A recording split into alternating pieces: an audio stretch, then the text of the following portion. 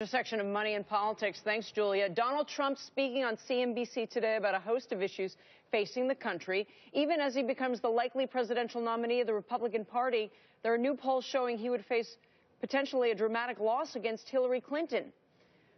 Are conservatives and business people going to get behind him finally? Jimmy Pathakukis is economic policy analyst with American Enterprise Institute, and Avik Roy is senior fellow at the Manhattan Institute.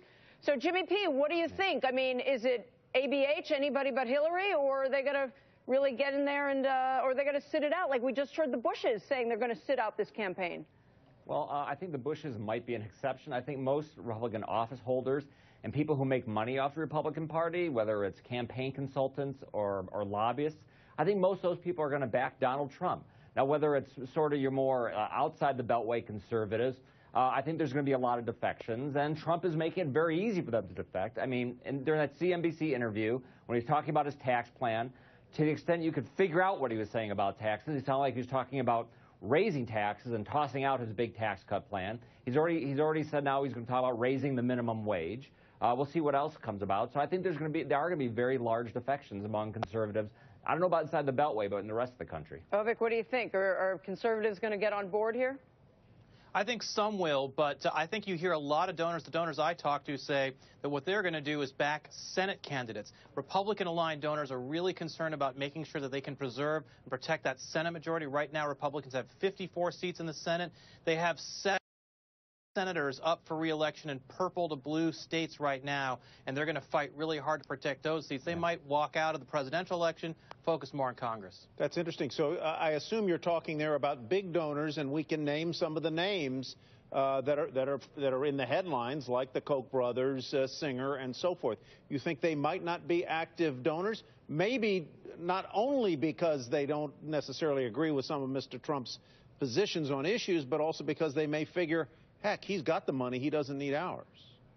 Well, the Koch brothers are libertarians. They really believe in free markets, free minds, free speech. Trump is kind of the opposite of that. He wants economic government intervention in every area of the economy. So I think what they'll do is they'll focus on their own grassroots entities and support candidates that are more aligned with their vision. They'll stay out of the Trump-Hillary thing. Do you think they might actually back Hillary? We've heard one of the Koch brothers suggest that that was a possibility of it.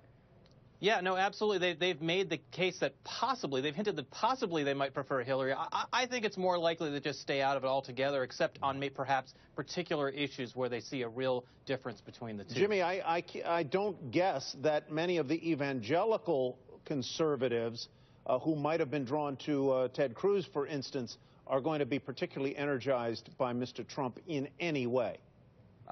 No, they won't be. But I think, as we saw in this election, may not be as many of those people as what some of the candidates like Ted Cruz thought.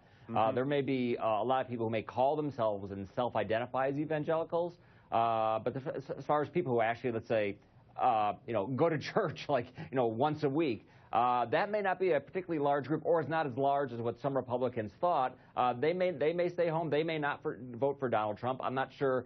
That's going to be a decisive group, but it's going to be those people, a lot of real, economic free market types who don't really know what they're going to be getting with Donald Trump. I think they may stay home, as well as people who just don't like sort of the way he's carried himself during this primary season, and we'll see into the general election. What do you think about participation of it? Because when I think about, okay, evangelical voters, maybe they don't like Trump, even though some have voted, we saw in some of the primaries, but I don't think they're going to vote for Hillary. Is this they're going to stay home, potentially? Or does Trump, who has attracted a lot of independents and a lot of Democrats, actually, from the union vote, for example, come over, is he able to offset that? How do you think turnout ultimately works out and plays out in the election?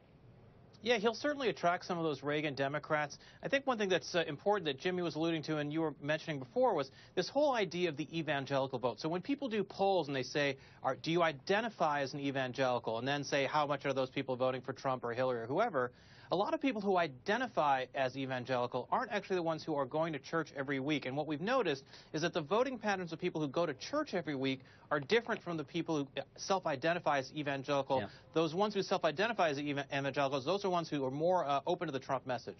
Wow, interesting. I didn't know that. All right, guys, thank you. Jimmy and Avik. Sure thing.